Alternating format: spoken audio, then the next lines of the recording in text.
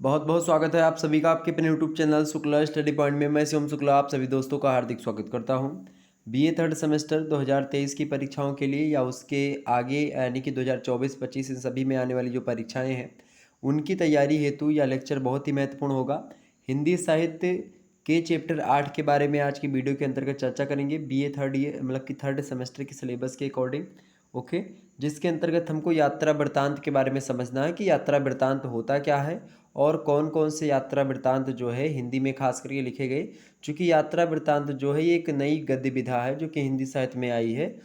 तो जानते हैं आखिरकार कौन सी विधा है और किस प्रकार की विधा है, यात्रा वृत्तांत किसे कहते हैं, कौन कौन से लेखकों ने हिंदी गद्य में खास करके आलोचना मतलब कि आलोचना निबंध इन सभी के अतिरिक्त जो ये नई गद्य विधाएँ आई जैसे यात्रा वृत्तांत, डायरी, साक्षात्कार, इनमें किन किन विद्वानों ने फोकस किया, किन किन विद्वानों ने इसको आगे बढ़ाया, तो उसी के विषय में चर्चा करनी। ज़्यादा लंबा चैप्टर आपका बिल्कुल भी नहीं होगा ये, क्योंकि यहाँ से प्रश्न उतने अधिक मात्रा में नहीं बनते हैं।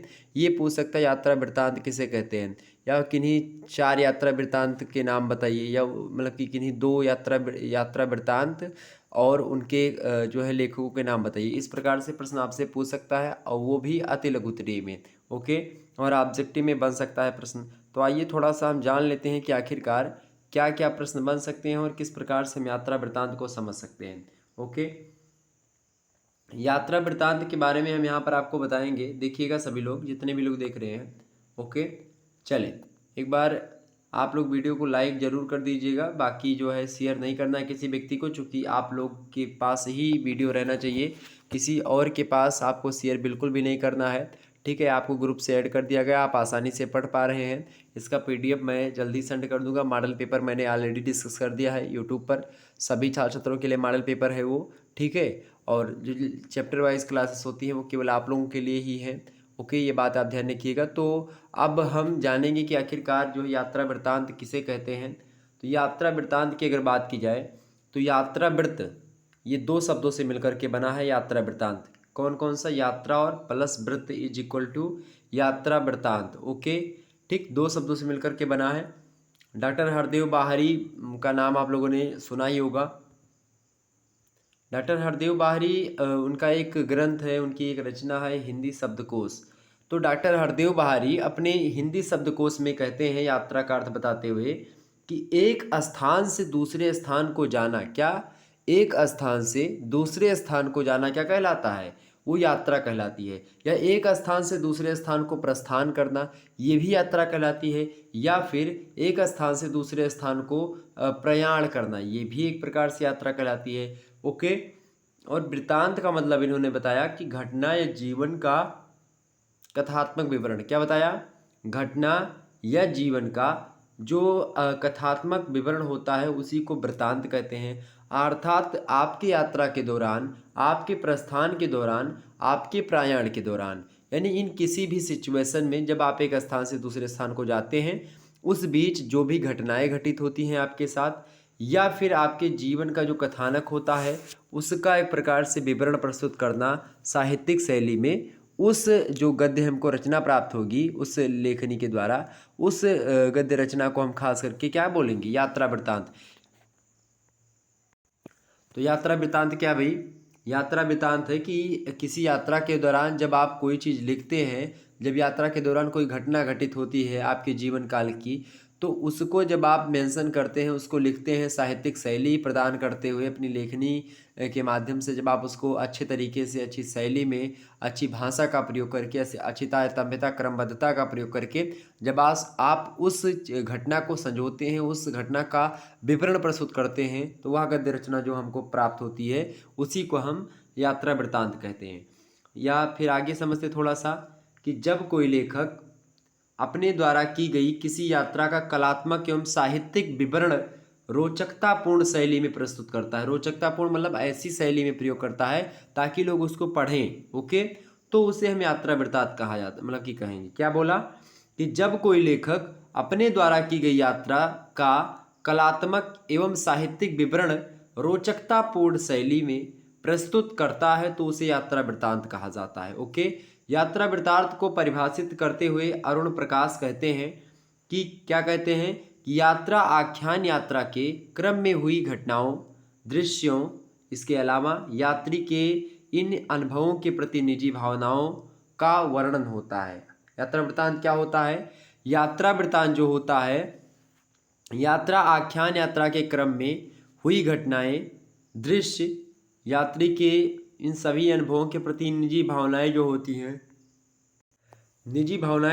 हैं, उन्हीं का वर्णन करना ही यात्रा वृत्तांत कहलाता है। ओके, तो इस प्रकार से हम कह सकते हैं कि यात्रा वृत्तांत गद्य विधाओं में लिखा गया मानवीय इतिहास होता है, जिसमें घटनाओं के साथ साथ व्यक्ति चेतना भी होती है, संस्कार भी शामिल होते हैं, सांस्कृतिक जीवन भी शामिल होते हैं, सामाजिक और आर्थिक क्रियाएं भी शामिल होती हैं, राजनीतिक क्रियाएं हुई, भौगोलिक स्थितियां हुई, इसके अलावा विचार और धारणाएं हुई। ये सारी की सारी चीज़ें समाहित होती हैं किसमें? घटना में। घटना के आसपास जो होती है खास करके उसी यानी व्यक्ति का जो मानवीय इतिहास होता है, कहीं पर यात्रा के दौरान अगर कोई व्यक्ति गया तो उसके इर्द गिर्द जो घटनाएं घटित होती हैं तो उन्हीं का रोचकतापूर्ण शैली में चित्रण करना, व्यक्तिगत चेतना, संस्कार, सांस्कृतिक जीवन, कई प्रकार की चीज़ें।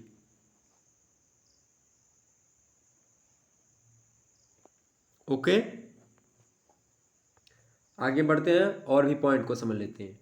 मनुष्य अनादिकाल से यात्राएं कर रहा है, निश्चय ही इन यात्रा वृत्तांतों को अपने संपर्क में लाने वाले जिज्ञासुओं को सुनाता रहा होगा।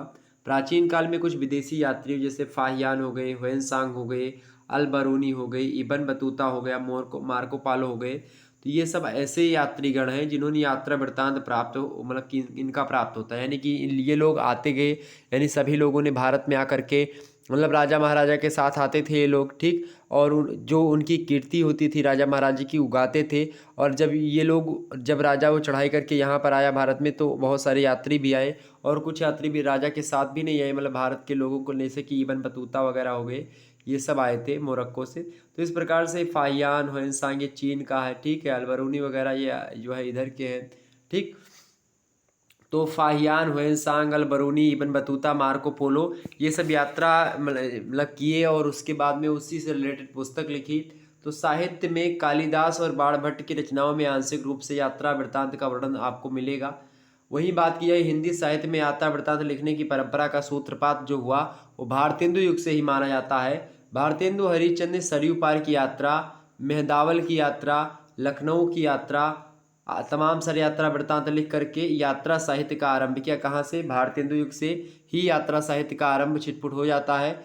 भारतेंदु के वृत्तांत का विवचन सुधा जो एक पत्रिका है भारतेंदु जी की ही, इसी के अंकों में 1871 से 1879 के मध्य प्रकाशित हुए। इसमें ये मतलब यात्राओं का बड़ा रोचक और सजीव वर्णन मिलता है। भारतेंदु के इन यात्रा वृत्तांतों के पश्चात यात्रा वृत्त लेखन की अखंड परंपरा परिलक्षित होती है, यानी शुरुआत किससे होती? भारतेंदु जी से ही होती है। ओके, आगे देखिएगा। इस प्रकार से और भी यात्रा वृत्तांतों के बारे में अगर हम जाने तो इन यात्रा वृत्तांतों में आप देखिएगा पंडित दामोदर शास्त्री की रचना हो गई मेरी पूर्व दिग यात्रा, 1885 ईस्वी में प्रकाशित हुई। इसके अलावा देवी प्रसाद खत्री द्वारा रचित रामेश्वर यात्रा 1893 ईस्वी में प्रकाशन हुआ इस पुस्तक का। ओके, इसके अलावा बालकृष्ण भट्ट गया यात्रा 1894 में प्रकाशन हुआ। ये सब ऐसे जो है यात्रा वृत्तांत है जिनको आपको लगभग 3 से 4 यात्रा वृत्तांतों के नाम और यात्रा वृत्त लिखने वाले जो लेखक हैं उनके नाम आपको ध्यान होना चाहिए, एग्जाम में प्रश्न जरूर आता है। ओके, अगला देखिएगा पंडित प्रताप नारायण मिश्रा द्वारा कृत जो विलायत यात्रा, ये भी एक यात्रा वृत्तांत था, 1897 ईस्वी में प्रकाशन में आया। इसके अलावा शिव प्रसाद गुप्त के द्वारा रचित पृथ्वी प्रदक्षिणा जो रचना है 1914 में प्रकाशित होती है। इसके अलावा स्वामी सत्यदेव पारिव्राजक के द्वारा रचित आप देखिएगा रचना मेरी कैलाश यात्रा 1915 ईस्वी में प्रकाशित होती है। इसके अलावा मेरी जर्मन यात्रा किसने लिखी भाई? मतलब कि ये मेरी जर्मन यात्रा और मेरी कैलाश यात्रा ये स्वामी सत्यदेव जो है पारिवारजक ये जो व्यक्ति है यानी कि जो है परिवारजक, इन्होंने लिखा 1926 ईस्वी में प्रकाशन हुआ इसका मेरी जर्मन यात्रा का। इसके अलावा पंडित कन्हैयालाल मिश्र प्रभाकर ने लिखा है हमारी जापान यात्रा 1931 ईस्वी में। तो इस यात्रा वृत्तांत का उल्लेख आप लोग देख सकते हैं इस प्रकार से। तो कुल मिलाकर के अगर हम समझें तो प्रारंभिक यात्रा साहित्य के में परिचायक यानी जब भी यात्रा के दौरान जब भी आप कुछ लिखते हैं तो एक क्रमबद्ध तरीके से और इसमें रोचकतापूर्ण शैली का प्रयोग करते हुए। ओके, तो उसको हम क्या कहते हैं? उसको यात्रा वृत्तांत कहते हैं। प्रारंभिक यात्रा साहित्य परिचयात्मक और स्थूल वर्णन प्रधान में आप दिखाई पड़ेगा। यानी जो प्रारंभिक यात्रा साहित्य लिखे गए उसमें परिचय मतलब कि परिचय तो बताया गया या फिर स्थूल वर्णन किया गया है। हिंदी भाषी प्रदेशों में शिक्षा के विकास और अखिल भारतीय विदेशी यातायात के साधनों में वृद्धि एवं सुलभता के साथ साथ यात्रा के प्रति लोगों की रुझान बढ़ने लगी। हिंदी के विद्वानों ने जन्मजात सैलानी प्रवृत्ति के आयावर सामने आए। महापंडित राहुल सांकृत्यायन, रामवृक्ष बेनीपुरी, यशपाल अज्ञेय, डॉक्टर भगवत शरण उपाध्याय, रामधारी सिंह दिनकर, नागार्जुन भदंत आनंद, इसके अलावा आप देखेंगे जो है कैसल्यायन, प्रभाकर माचवे, ये तमाम सारे ऐसे साहित्यकार हैं जिन्होंने यात्राएं करी और यात्रा से संबंधित रचनाएं भी लिखी। तो इन साहित्यकारों में हिंदी के यात्रा के जो एक प्रकार से यात्रा जो हिंदी की यात्रा साहित्य की श्रीवृद्धि की है, यात्रा वृत्त को समृद्ध बनाने में पंडित राहुल सांकृत्यायन का विशेष योगदान है। यानी योगदान अविस्मरणीय है। कुल मिलाकर के इनका अथातो घुमक्कड़ जिज्ञासा आप देखते पंडित राहुल सांकृत्यायन का बहुत घुमक्कड़ जो है व्यक्ति थे। मेरी तिब्बत यात्रा 1937 में प्रकाशन हुई, इसका मतलब कि राहुल सांकृत्यायन का है।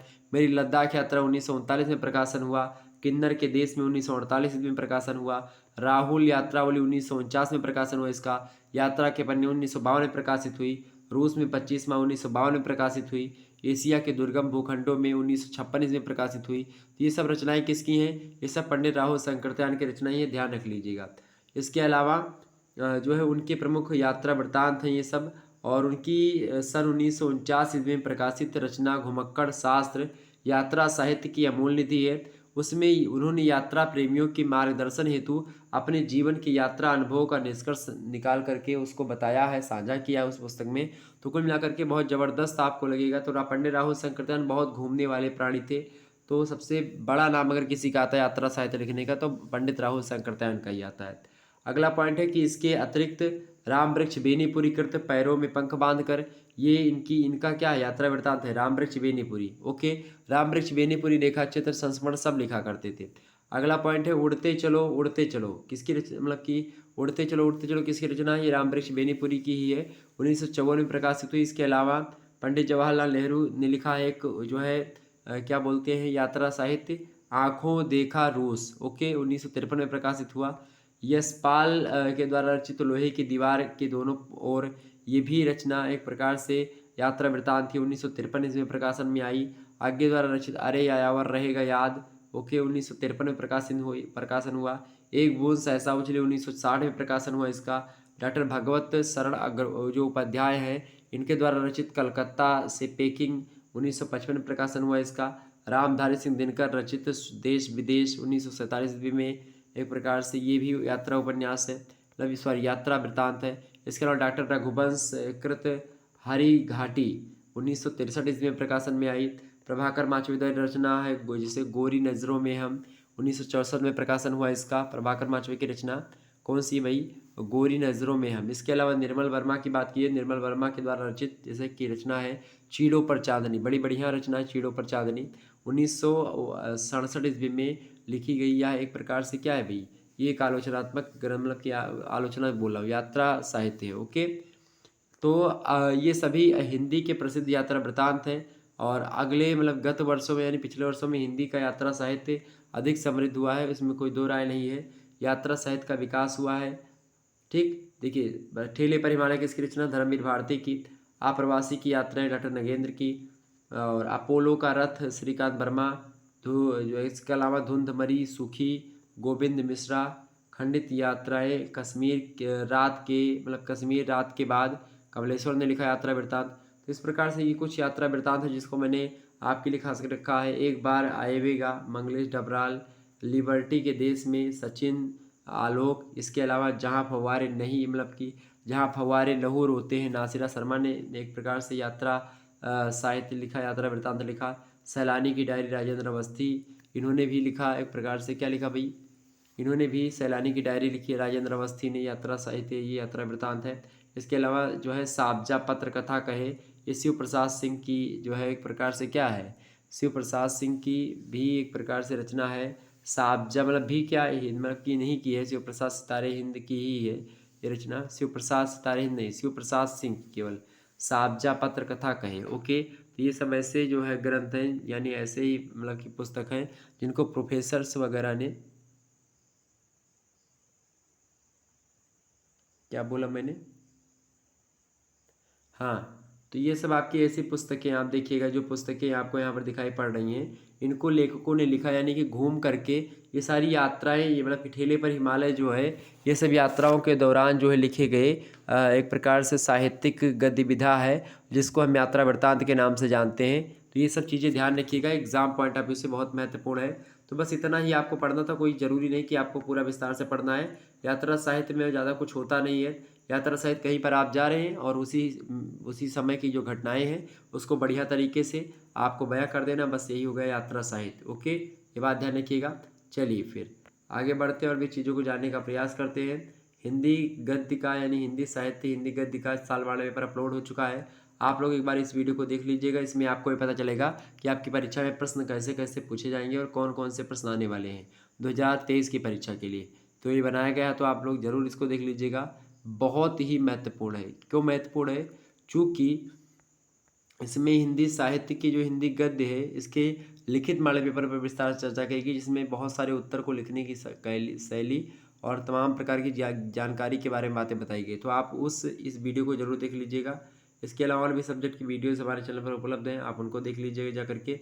ठीक, बाकी ये तो आपको ही मिलेगा, चैनल पर उपलब्ध नहीं मतलब कि होगा, ये केवल आपके लिए ही है। ठीक, तो अब अगला हम चैप्टर पढ़ेंगे, चैप्टर नंबर 9, और उसके बाद में फिर 10। ठीक है, चलिए फिर मिलते हैं नेक्स्ट वीडियो में। तब तक के लिए जय हिंद जय भारत। आप सभी का बहुत बहुत धन्यवाद हमारे से जुड़ने के लिए।